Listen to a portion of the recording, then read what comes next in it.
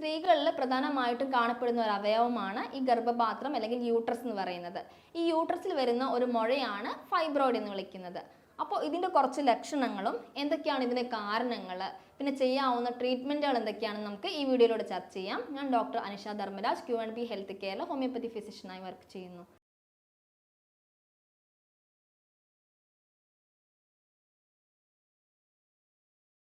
അപ്പോൾ ഫൈബ്രോയിഡ് എന്ന് പറഞ്ഞാൽ എന്താ? ഈ യൂട്രസിൽ കാണുന്ന ഒരു മുഴയാണെന്ന് പറഞ്ഞു.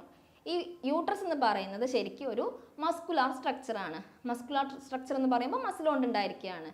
അപ്പോൾ ഇതിൻ്റെ എവിടെയാണോ ഈ മുഴ വരുന്നത് അതിനനുസരിച്ചിട്ടായിരിക്കും ഈ ഒരു രോഗിക്ക് അതിൻ്റെ ലക്ഷണങ്ങളും വരുന്നത്.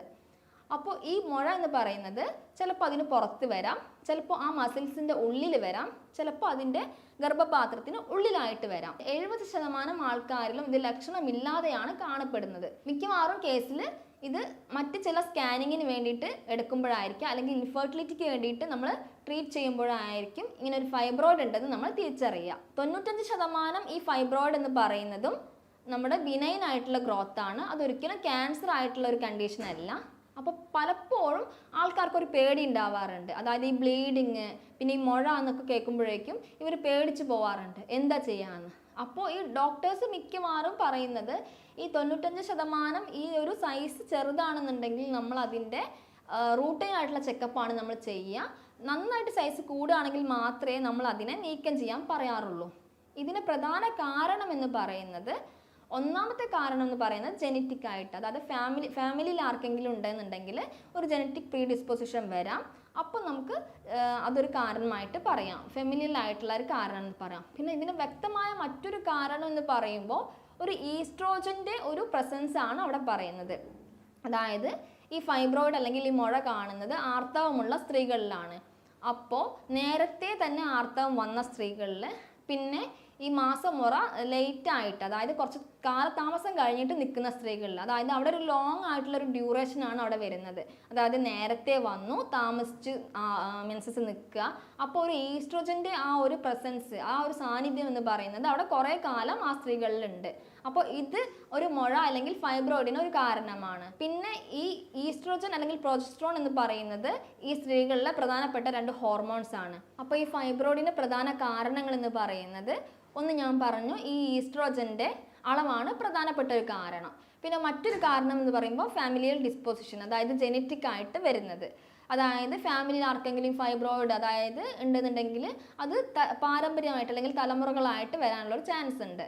പിന്നെ വരുന്നതാണ് ഈ ഈസ്ട്രോജൻ്റെ പ്രസൻസ് എന്ന് ഞാൻ പറഞ്ഞു. അതായത് ഈസ്ട്രോജൻ്റെ പ്രസൻസ് എന്ന് പറയുമ്പോൾ നേരത്തെ തന്നെ മെൻസസ് ആയിട്ടുള്ള ആൾക്കാരിൽ, പിന്നെ ലേറ്റ് ആയിട്ട്, അതായത് വളരെ താമസിച്ചിട്ട് പീരിയഡ്സ് നിൽക്കുന്ന ഒരവസ്ഥ, അതായത് മെൻസസ് നിൽക്കുക. അപ്പോൾ ഈ ഒരു സമയത്ത്, അതായത് അങ്ങനത്തെ ആൾക്കാരിൽ ഒരുപാട് കാലം എന്തുണ്ട്, ഈസ്ട്രോജൻ എന്ന് പറയുന്ന ഒരു ഹോർമോണിന് അവരുടെ ശരീരത്തിൽ കുറച്ച് പ്രവർത്തനങ്ങളുണ്ട്. അപ്പോൾ ഈ ഈസ്ട്രോജൻ്റെ ഈ ഒരു പ്രവർത്തനം എന്ന് പറയുമ്പോൾ മറ്റു സ്ത്രീകളെ അപേക്ഷിച്ച് നോക്കുകയാണെന്നുണ്ടെങ്കിൽ ഇവരിൽ കുറച്ചു കാലം നീണ്ടു നിൽക്കുകയാണ്. അപ്പോൾ ഈ ഒരു ഈസ്ട്രോജൻ്റെ അളവ് ഒരു കൂടി നിൽക്കുന്ന കാരണം എന്ത് ചെയ്യാം, ഫൈബ്രോയിഡ് എന്നുള്ളതിന് ഗ്രോത്തിന് അത് ചിലപ്പോൾ കൂടുതലായിട്ട് ഇങ്ങനെ പ്രൊമോട്ട് ചെയ്യാം. അതൊരു ഫാക്ടറാണ്. പിന്നെ പറയുന്നതാണ്, ഗർഭധാരണം നടക്കാത്ത സ്ത്രീകളിലും ഈ ഈസ്ട്രോജൻ്റെ ഒരു പ്രസൻസ് കൂടുതലായിട്ട് കാണും. ഇതൊക്കെയാണ് പ്രധാനമായിട്ടുമുള്ള കാരണങ്ങൾ എന്ന് പറയുന്നത്. പിന്നെ ലക്ഷണങ്ങൾ എന്ന് പറയുമ്പോൾ ഞാൻ നേരത്തെ പറഞ്ഞ പോലെ ചിലപ്പോൾ ഈ ഒരു മുഴ എന്ന് പറയുന്നത് നമ്മുടെ ഗർഭപാത്രത്തിന് പുറത്തായിട്ട് വരാം, അതായത് സബ്സറസ് എന്ന് പറയും. അപ്പോൾ അതിൻ്റെ സൈസ് അനുസരിച്ചിട്ടായിരിക്കും അതിൻ്റെ ലക്ഷണങ്ങൾ എന്ന് പറയുമ്പോൾ. ഗർഭപാത്രത്തിന് പുറത്തെന്ന് പറയുമ്പോൾ സാധാരണ ഗതിയിൽ അധികം ലക്ഷണങ്ങളൊന്നും കാണിക്കാറില്ല. ചിലപ്പോൾ അതിൻ്റെ ഗ്രോത്ത് കൂടുമ്പോഴായിരിക്കും ചിലപ്പോൾ പ്രഷർ സിംറ്റംസ് പോലുള്ള, അതായത് മറ്റു അവയവങ്ങളേക്കൊക്കെ പോയിട്ട് പ്രസ് ചെയ്യുമ്പോൾ മറ്റ് ലക്ഷണങ്ങളൊക്കെ കാണിക്കുന്നത്. പിന്നെ വരുന്നതാണ് ഇൻട്രാമ്യൂറൽ എന്ന് പറയുമ്പോൾ. ഈ ഇൻട്രാമ്യൂറൽ എന്ന് പറയുമ്പോൾ മസിൽസിൻ്റെ ഇടയിലാണ് വരുന്നത്. അപ്പോൾ ചിലപ്പോൾ മെൻസസിൻ്റെ അല്ലെങ്കിൽ നമ്മുടെ ആ സമയത്തൊക്കെ പെയിൻ ഉണ്ടായിരിക്കാം, ബ്ലീഡിങ് ഉണ്ടായിരിക്കാം. ഏറ്റവും കൂടുതൽ ലക്ഷണങ്ങൾ കാണിക്കുക എന്ന് പറയുന്നത് സബ്മ്യൂക്കസ് ഫൈബ്രോയിഡ്, അതായത് നമ്മുടെ ഗർഭപാത്രത്തിൻ്റെ ഉള്ളിൽ ആ ഒരു മുഴ അല്ലെങ്കിൽ ഫൈബ്രോയിഡ് വരുമ്പോഴാണ് കൂടുതൽ ലക്ഷണങ്ങൾ കാണിക്കുക. എന്തൊക്കെയാണ് ആ ലക്ഷണങ്ങൾ എന്ന് പറയുന്നത്? പ്രധാനമായിട്ടും മെൻസസിൻ്റെ സമയത്ത് ബ്ലീഡിങ് ഉണ്ടാവുമ്പോൾ ആ ബ്ലീഡിങ് കുറച്ച് ദിവസം നീണ്ടു നിൽക്കുക. അതായത് ഒരു 7 ദിവസമൊക്കെ നിൽക്കുന്ന ബ്ലീഡിങ് ചിലപ്പോൾ 10-15 ദിവസം നിൽക്കുക. ചിലപ്പോൾ ആ ഉള്ള ബ്ലീഡിങ് തന്നെ നന്നായിട്ട് വരിക, 1-2 പാഡ് ഉപയോഗിക്കേണ്ട അവസ്ഥ വരിക, നന്നായിട്ട് ക്ലോട്ട് വരിക. പിന്നെ നന്നായിട്ട് വേദന വരിക, വേദനയോടൊപ്പം തന്നെ ഛർദി. സാധാരണഗതിയിൽ നമുക്ക് വയറുവേദന വരും, പക്ഷെ അതിനെ അപേക്ഷിച്ച് നോക്കുമ്പോൾ അതിലപ്പുറമായിട്ട് നന്നായിട്ട് വേദന വരിക, ഛർദി വരിക, നന്നായിട്ട് ബാക്ക് പെയിൻ ഉണ്ടായിരിക്കുക. ഈ ബാക്ക് പെയിൻ എന്ന് പറയുമ്പോൾ പീരീഡ്സിൻ്റെ സമയത്ത് മാത്രമല്ല വരുന്നത്, ആ ഒരു സൈസ് ചിലപ്പോൾ പുറത്തേക്ക് വളരുന്നത് കാരണം എല്ലാ സമയത്തും എന്തുണ്ടായിരിക്കാം, ബാക്ക് പെയിൻ വരാം. പിന്നെ കുറച്ച് പ്രഷർ സിംറ്റംസ് എന്ന് പറയുമ്പോൾ ഈ ഒരു മുഴ വലുതാവുന്നതിനനുസരിച്ചിട്ട് നമ്മുടെ മൂത്രസഞ്ചിക്ക് കുറച്ച് പ്രഷർ കൊടുക്കും. അതായത് നമ്മുടെ ഗർഭപാത്രം എന്ന് പറയുന്നത് മലാശയത്തിന് മുന്നിലായിട്ടും മൂത്രസഞ്ചിക്ക് പുറകിലായിട്ടുമാണ് കാണുന്നത്. അപ്പോൾ ഈ ഒരു ഗ്രോത്ത് ഇങ്ങനെ വളരുമ്പോൾ ഈ രണ്ട് ഓർഗൻസിനും ചിലപ്പോൾ പ്രഷർ സിംറ്റംസ് കൊടുക്കാം. അതായത് ഇടയ്ക്കിടയ്ക്ക് മൂത്രം ഒഴിക്കാനുള്ളൊരു ടെൻഡൻസി കൂടുക, ഇനിയിപ്പോൾ മൂത്രം ഒഴിച്ചാൽ തന്നെ ഇനി ഒഴിക്കാനുണ്ടെന്നുള്ളൊരു ടെൻഡൻസി തോന്നുക, പിന്നെ മലബന്ധം വരിക, ഇങ്ങനെ കുറച്ച് പ്രഷർ സിംറ്റംസ് കാണിക്കും. പിന്നെ ഇങ്ങനെയുള്ള ആൾക്കാരിൽ നന്നായിട്ട് ക്ഷീണം ഉണ്ടായിരിക്കും, വിളർച്ച ഉണ്ടായിരിക്കും. വിളർച്ച എന്ന് പറയുമ്പോൾ ബ്ലീഡിങ്ങിൻ്റെ സമയത്ത് ഞാൻ പറഞ്ഞല്ലോ നന്നായിട്ട് രക്തം പോകും.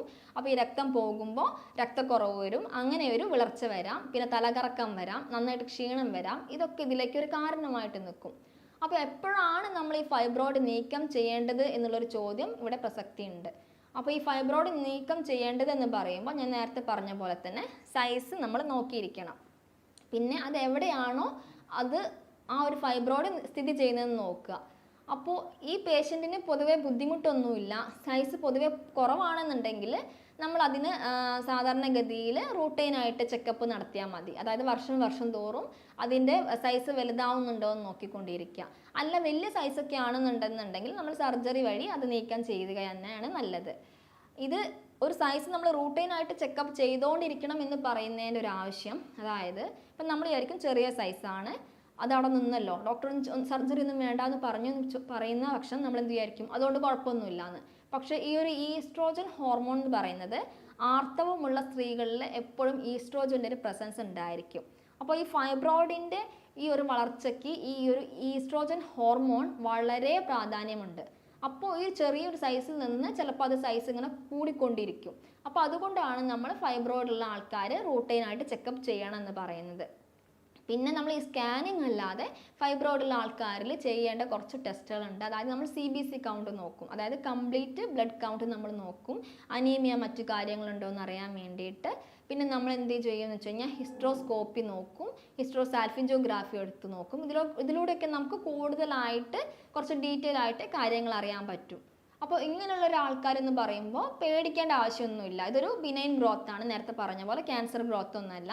ഇത് ഒരു നമ്മുടെ മെഡിസിൻ എടുത്തിട്ട് നമുക്ക് അതിൻ്റെ സൈസ് കുറയ്ക്കാം.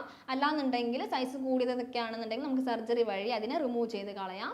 അതോടുകൂടി നമുക്ക് അതുകൊണ്ട് പ്രശ്നവും ബുദ്ധിമുട്ടൊന്നും ഉണ്ടാവുന്നില്ല. അപ്പോൾ നമ്മൾ ഇതിന് കുറച്ച് സ്വീകരിക്കേണ്ട കുറച്ച് കാര്യങ്ങളുണ്ട്. ഡയറ്റ്, അതായത് നന്നായിട്ട് തടിയുള്ള ആൾക്കാരാണെന്നുണ്ടെങ്കിൽ തടി മാക്സിമം കുറയ്ക്കണം. തടി ഇതിൻ്റെ ഒരു പ്രധാന കാരണമാണ്. അപ്പോൾ തടി നമ്മൾ കുറയ്ക്കുക. തടി എന്ന് പറയുമ്പോൾ കുറയ്ക്കുക എന്ന് പറയുമ്പോൾ കാർബോഹൈഡ്രേറ്റ് കുറച്ചിട്ടുള്ള ഭക്ഷണങ്ങൾ കഴിക്കുക, പുറത്തുനിന്നുള്ള ഫാസ്റ്റ് ഫുഡുകളൊക്കെ ഒഴിവാക്കുക. നമ്മുടെ റിഫൈൻഡ് ആയിട്ടുള്ള മൈദ, പിന്നെ ബർഗർ, പിന്നെ കൊക്കക്കോള, അങ്ങനത്തെ പുറത്തുനിന്നുള്ള ഭക്ഷണങ്ങളൊക്കെ പൊതുവെ ഒഴിവാക്കുക. റെഡ് മീറ്റുകൾ നമ്മൾ കുറയ്ക്കുക. ഇതൊക്കെയാണ് ഈസ്ട്രോജൻ്റെ അളവ് കുറയ്ക്കാൻ പറ്റുന്ന ഭക്ഷണങ്ങൾ എന്ന് പറയുന്നത്. പിന്നെ നമ്മൾ കോഫി കുടിക്കുന്ന ആൾക്കാരാണെന്നുണ്ടെങ്കിൽ കോഫിയുടെ അളവ് കുറയ്ക്കണം. കാരണം കോഫി എന്ന് പറയുന്നത് ഈസ്ട്രോജൻ കണ്ടന്റ് കൂട്ടാൻ സഹായിക്കുമെന്നാണ് പഠനങ്ങൾ പറയുന്നത്. പിന്നെ പറയുന്നത് ബെറീസൊക്കെ ഈ ഒരു ഈസ്ട്രോജൻ്റെ അളവ് കുറയ്ക്കാൻ നല്ലതാണ്. ഒരുവിധം എല്ലാ ബെറീസും പറയാം. പിന്നെ നമുക്ക് ബ്രൊക്കോളി, കോളിഫ്ലവർ, പിന്നെ നമ്മുടെ മാതളം, പോംഗ്രാനൈറ്റ് എന്ന് പറയുന്നത് ഈസ്ട്രോജൻ കണ്ടന്റ് കുറയ്ക്കാൻ, അതായത് ഈ വിളർച്ചയുള്ള ആൾക്കാരിലൊക്കെ നല്ലതാണ് ഈ പോംഗ്രാനൈറ്റ് എന്ന് പറയുന്നത്. പിന്നെ പപ്പായ ഉപയോഗിക്കാം, ഗ്രീൻ ടീ കുടിക്കാം, നന്നായിട്ട്, അതായത് നന്നായിട്ട് വെജിറ്റബിൾസും ഫ്രൂട്ട്സും നന്നായിട്ട് കഴിക്കുക, പുറത്തുനിന്നുള്ള ഈ റിഫൈൻഡ് ഫുഡൊക്കെ ഒഴിവാക്കുക, നന്നായിട്ട് നമ്മൾ വെജിറ്റബിളും ഫ്രൂട്ട്സും കഴിക്കുക, എക്സസൈസ് എടുക്കുക, പിന്നെ നമ്മൾ കലോറി കൂടുതലായിട്ടുള്ള ഭക്ഷണങ്ങൾ കുറവ് കഴിക്കുക.